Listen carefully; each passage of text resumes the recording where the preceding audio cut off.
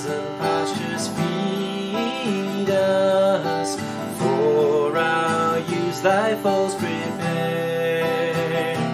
Blessed Jesus, blessed Jesus, thou hast brought us thine we are. Blessed Jesus, blessed Jesus, thou hast brought us thine we are.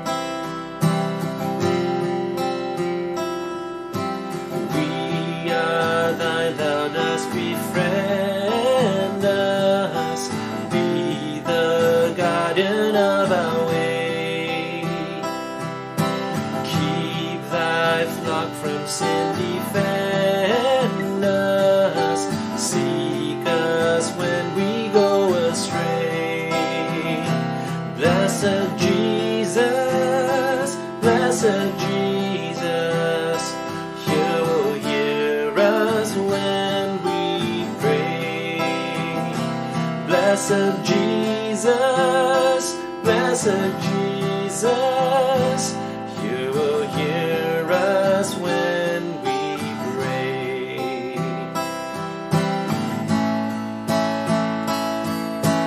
Early let us seek thy favor, early let us do thy will. Blessed Lord and only Savior, with thy love our bosoms fill. Blessed Jesus, blessed Jesus, thou hast loved us, love us still. Blessed Jesus, blessed Jesus, thou hast loved us, love us still. Blessed Jesus, blessed Jesus, thou hast loved us, love us still. Blessed Jesus, blessed Jesus, thou hast loved us, love us still.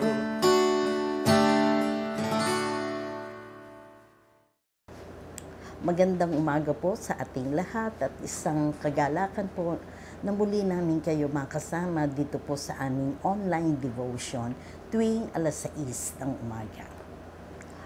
Tayo po'y manalangin. Diyos namin makapangyarihan sa lahat, maraming salamat sa opportunity, and it is a great privilege, O Lord, na kami ay sama-samang nagpapalanginan at nag-aaral, Panginoon, ng iyong salita, O Lord, sa unang oras ng umagang ito. Lord, samahan mo kami ng iyong banal na Espiritu sa aming pagbubulay-bulay ng iyong mga salita. Ang lahat ng ito'y dinadalangin namin sa pangalan ni Jesus. Amen. Ang ating pong devotion ngayong umaga ay matatagpuan po sa Lumang Tipan, sa aklat ni Amos, Kabanata 7, talatang 9 hanggang 17. At hayaan niyong basahin ko ang mangilang talata. Talata 9, mawawasak ang mga altar ng mga saling lahi ni Isaac.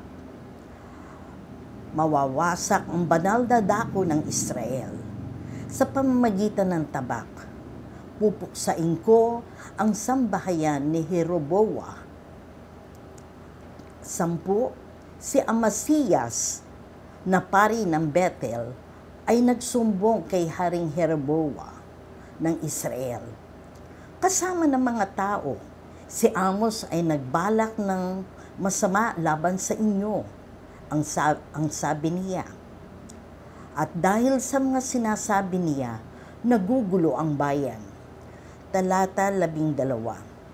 Pagkatapos, hinarap naman ni Amasiyas si Amos at sinabi, tama na iyan, propeta. Magbalik ka na sa Huda. Doon ka mangaral hayaan mong sila ang magbayad sa iyo. Talatang 14. Sumagot si Amos, hindi ako propeta na nangangaral at hindi rin nagsanay na maging isang propeta upang bayaran. Ako'y pastol at nangangalaga rin ng mga puno ng sikamoro. Talatang 15. Ngunit inalis ako ni Yahweh sa gawaing iyon at inutusan magpahayag sa mga taga-Israel para kay Yahweh. Ito po ang salita sa atin ng Diyos. Israel o Israelites, the promised land or the chosen people. Alam nyo, napakagandang pribilehyo to be chosen at malagay sa posisyon na ito. Sa panahon noon ni Amos, Israelites were enjoying the season of prosperity and they felt quite secure. At ito ang naging risk dahil inakala nila na ang kanilang tinatamasa ay ito ang God's blessings. Yes, it is a God blessings. Pero doon sa God blessings na yun, naging complacent sila. And they bought it. And here comes the price of injustice.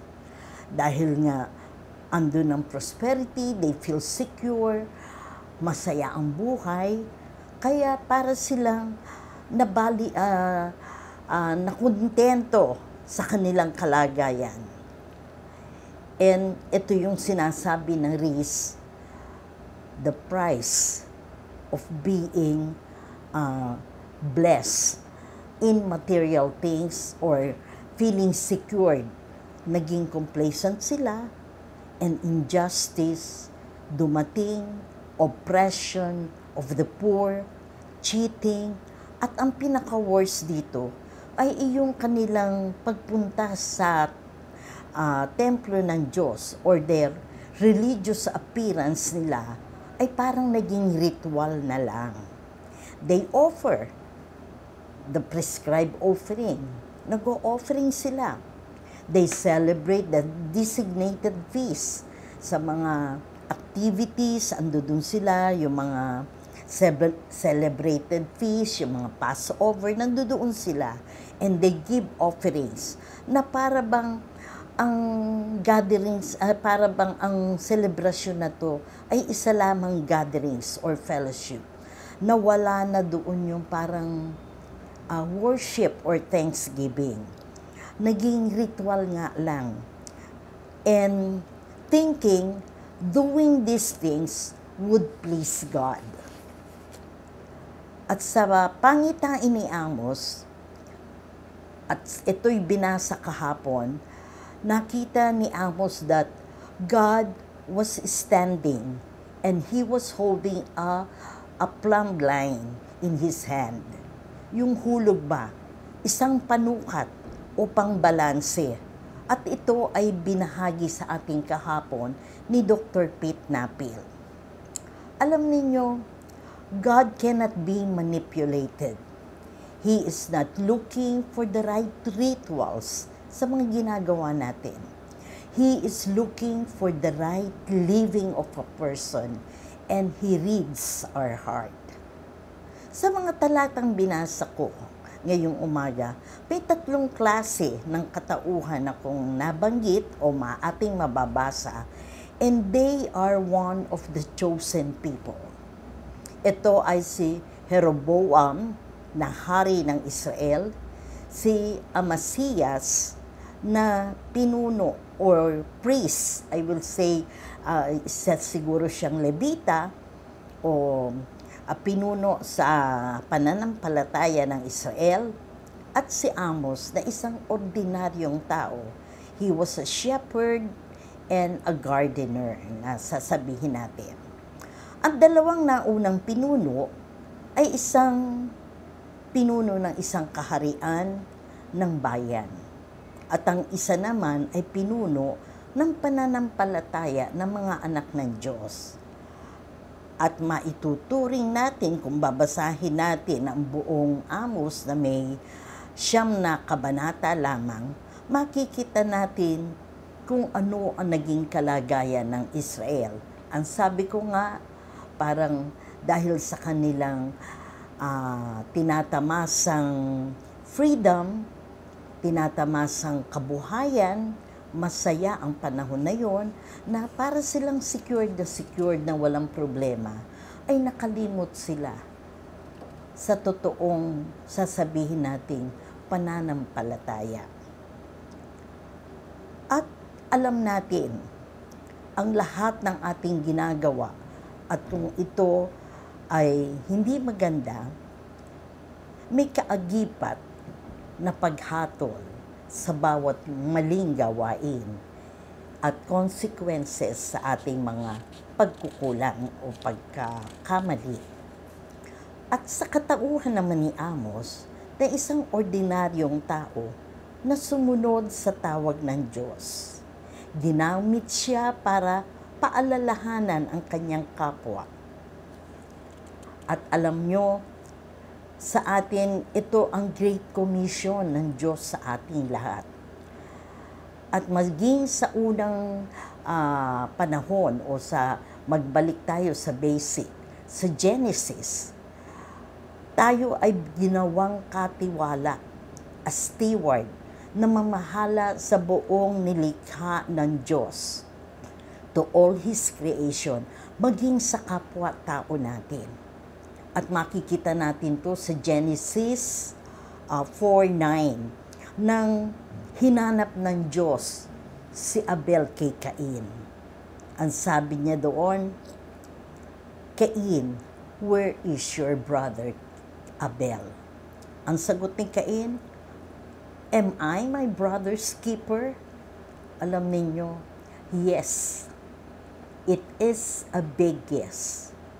We are a steward o tagapangmahala o meron tayong katungkulan na mamahala sa lahat ng creation ng Panginoon, maski sa kapwa nating kapatid o kapwa nating tao. God is love and just, but He can break us to make us better. And for being Amos, dito, Amos stand firm, lalo na kung ito ay gawain para sa Panginoon at hindi sa tao. Dito makikita natin na kahit tayo mga ordinaryong tao, magagamit tayo ng Panginoon. Hindi natin kailangan na may titulo, may posisyon. Being an ordinary person, we could share yung mga blessings natin sa ating kapwa upang ito ay maging kalakasan nila kung sila man ay nanghihina. Dahil to mga blessings na to na pagtatagumpay natin sa ating pagsubok ay magiging kalakasan ng ating kapwa. Maski ikaw ay isang ordinaryong ina, ilaw ng tahanan, you could still remain a mother or a leader sa tahanan mong ito by raising a God's children, yung mga anak mo, a God-fearing children. You could still be a fisherman, but you could also fish some fish and some people. Magagamit tayo ng Panginoon. Hindi naman sinabi na iwanan mo ang iyong ginagawa. You could still be in that position, but sa panahong ito, magagamit ka ng Panginoon dahil iibahin mo na yung mga uunahin mo. Alam mo kung ano ang iyong uunahin. Ando ng pagkalinga sa pamilya, pero ando din ang kahalagahan ng utos ng Panginoon sa atin. Magpagamit tayo sa ating kapwa, sa ating mga anak, sa ating mga nakakahalubilo. Just sharing a small message of blessing that you have received from God. To God be the glory. Tayo manalangin. Lord, thank you sa mensahe ng buhay.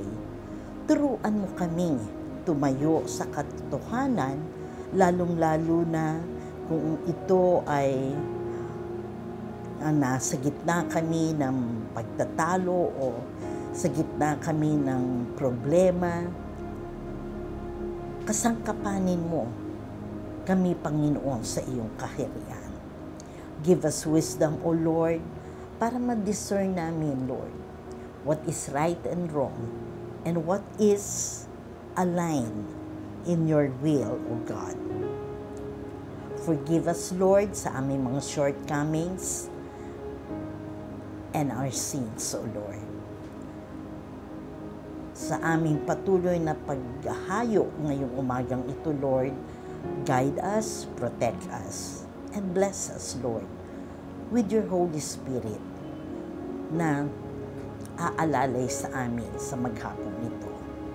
Patawarin mo kami muli sa aming mga pagkukulang at kasalanan. Sa pangalan ni Jesus.